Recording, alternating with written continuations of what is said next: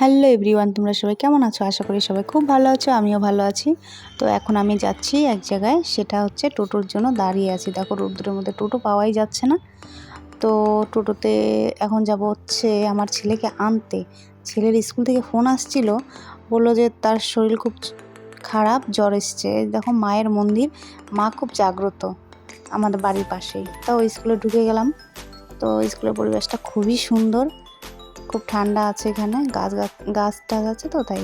তো বাচ্চারা যে খেলা করছে, তো ব্রেক টাইম হয়তো। তো আমি এলাম, আমাকে বললো এখানে বসলাম।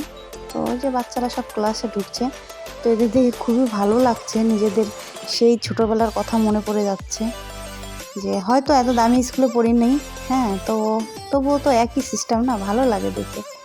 তারপরে দেখো বাচ্চাদের সবাই গরমের মধ্যে বেশি বেশি করে জল খাওয়াবে, কেন কি গরমটা অতিরিক্ত পড়েছে আমাদের এখানটা, প্রচুর গরম। এই যে সিকিউরিটি দিদি আমার ছেলেকে নিয়ে আসছে, ছেলের মনে হয় মুডটা খুবই অফ, শরীর খারাপ যেহেতু।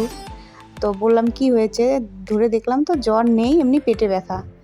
তো বাড়ি যাচ্ছি, ডক্টর দেখাবো, ওদিক দিয়ে বাড়ি চলে যাব। তো ছেলের প্রচুর শরীর খারাপ। তোমাদের যদি ব্লগটা ভালো লাগে অবশ্যই কমেন্ট করে জানাবে।